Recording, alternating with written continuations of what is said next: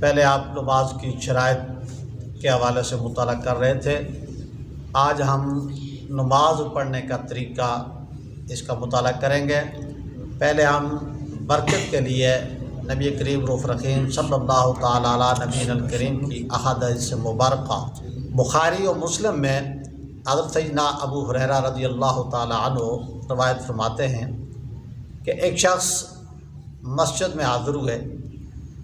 اور رسول اللہ صلی اللہ تعالیٰ علیہ وآلہ وسلم مسجد کی ایک جانب میں تشریف فرما تھے۔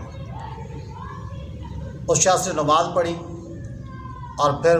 خدمت اقدس میں حاضر ہوا اور سلام عرض کیا۔ میرے اور آپ کے نبی آخر زمان صلی اللہ تعالیٰ علیہ نبی الکریم نے وعلیکم السلام فرمایا اور اس شخص سے کہا کہ جاؤ نماز پڑھو کہ تمہاری نماز نہیں ہوئی۔ وہ گئے اور نماز پڑھی، پھر حاضر ہوا اور حاضر ہو کر اس نے پھر دوبارہ سے سلام عرض کیا۔ پھر نبی کریم رؤوف رحیم صلی اللہ علیہ وسلم نے فرمایا کہ وعلیکم السلام، جاؤ نماز پڑھو، تمہاری نماز نہیں ہوئی۔ تیسری بار یا اس کے بعد عرض کی یا رسول اللہ عز و جل مجھے تعلیم فرمائیے۔ نبی کریم رؤوف رحیم صلی اللہ علیہ وسلم نے ارشاد فرمایا کہ جب نماز کو کھڑے ہونا چاہو تو سب سے پہلی بات کہ کامل وضو کر لو، پھر قبلہ کی طرف منہ کر کے اللہ اکبر کہو، پھر قرآن مجید جتنا میسر آئے وہ پڑھو، پڑھنے کے بعد رکوع کرو یہاں تک کہ رکوع میں تم اطمینان حاصل کر لو، پھر اٹھو یہاں تک کہ سیدھے کھڑے ہو جاؤ، پھر سجدہ کرو یہاں تک کہ سجدے میں تمہیں اطمینان ہو جائے، پھر اٹھو یہاں تک کہ بیٹھنے میں تمہیں اطمینان ہو جائے،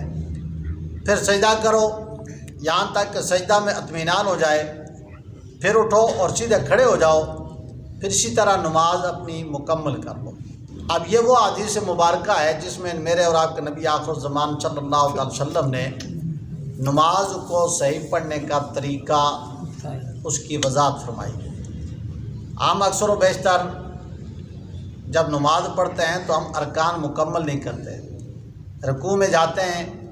تو ابھی ہمارا پیٹھ سیدھی نہیں ہوتی کہ ہم واپسی کے راستہ لیتے ہیں۔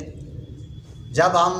رکوع سے قیام کی طرف جاتے ہیں، سمع اللہ لمن حمدہ کہتے ہیں، تو اب اس مقام پہ بھی نبی کریم رؤوف رحیم صلی اللہ علیہ وسلم نے فرمایا کہ تم جہاں تک کہ تم سیدھے کھڑے ہو جاؤ۔ اب سیدھے کھڑا ہونا تو کجا ہماری کمر ابھی جھکی ہوئی ہوتی ہے اور ہم بایاں سے سجدے کی جانب چلے جاتے ہیں، اور یہی حالت سجدے کی ہے کہ سجدے سے آپ نے فرمایا کہ سیدھے بیٹھ جاؤ قعدہ میں، اور وہ ہمارا قعدہ نہیں ہوتا ہے، ہم تو آدھے زمین سے اوپر ہوتے ہیں اور وہیں سے پھر سجدے میں چلے جاتے ہیں۔ تو نبی کریم رؤوف رحیم صلی اللہ علیہ وسلم نے اس طرح جو جلدی نماز پڑھتا ہے، جو رکوع پورا نہیں کرتا، جو قیام پورا نہیں کرتا،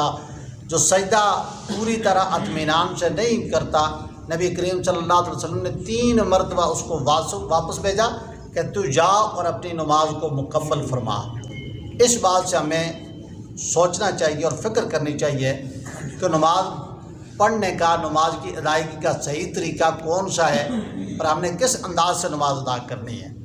اسی طرح صحیح مسلم شریف میں ام المومنین حضرت عائشہ صدیقہ رضی اللہ تعالی عنہا سے مروی ہے کہ رسول کریم صلی اللہ تعالی علیہ وسلم اللہ اکبر، جس کو ہم تکبیر تحریمہ کہتے ہیں، اس سے نماز شروع فرماتے ہیں، پھر الحمدللہ رب العالمین سے قرأت فرماتے اور پھر کچھ صورت میں لاتے، اور جب رکوع کرتے تو سر کو نہ اٹھائے ہوتے اور نہ جھکائے بلکہ متوسط حالت میں رکھتے، اور جب رکوع سے سر اٹھاتے تو سجدہ کو نہ جاتے تا وقت ہے کہ سیدھے کھڑے نہ ہو لیں، اور سجدہ سے اٹھ کر سجدہ نہ کرتے تا وقت سیدھے بیٹھ نہ لیں، اور ہر رکعت پر اتحیات پڑھتے 2 رکعت کے بعد، اور بایاں پاؤں بچھا دیتے اور دانا پاؤں کھڑا کر لیتے، اور شیطان کی طرح بیٹھنے سے منع فرماتے، اور درندوں کی طرح کلائیاں بچھانے سے منع فرماتے، یعنی سجدے میں مردوں کے لیے جو حکم ہے، اور سلام کے ساتھ آپ نماز کا اختتام فرماتے ہیں۔ اس احادیث مبارکہ میں بھی میرے اور آپ کے نبی آخر الزمان صلی اللہ تعالی علیہ نبی الکریم نے اب نماز کا وہ طریقہ بتایا کہ آپ آغاز کس سے فرماتے تھے؟ تکبیر تعلیمہ سے، اور تکبیر تعلیمہ کے بعد پھر آپ تھوڑا سا سکوت کے بعد پھر سورہ فاتحہ شریف اور پھر قرآن مجید کا کچھ حصہ، پھر آپ رکوع میں تشریف لے جاتے تھے،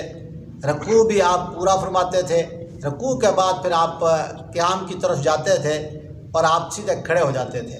اب رکوع میں نبی کریم رؤوف رحیم صلی اللہ علیہ وسلم کے حوالے سے حضرت عائشہ صدیقہ رضی اللہ تعالی عنہ آپ نے ارشاد فرمایا کہ رکوع میں نہ آپ سر کو نیچے زیادہ جھکاتے تھے اور نہ زیادہ اٹھاتے تھے، آپ درمیان میں ہوتے تھے۔ فقہاء نے یہ بات لکھی ہے کہ پیٹھ اور سر یہ برابر ہونا چاہیے، اور اس میں فقہاء نے اس بات کی بھی وضاحت کی ہے کہ برابری کس انداز میں ہو کہ آپ کی پیٹھ کے اوپر اگر کسی برتن میں پانی رکھ دیا جائے تو وہ گر نہ جائے، وہ نہ گرے، وہ اس مقام پہ رک جائے، یعنی پیٹھ اور سر برابر ہوں اور سیدھے ہوں۔ اب ہم کیا کرتے ہیں سجدے میں، رکوع میں، یا تو ہمارا سر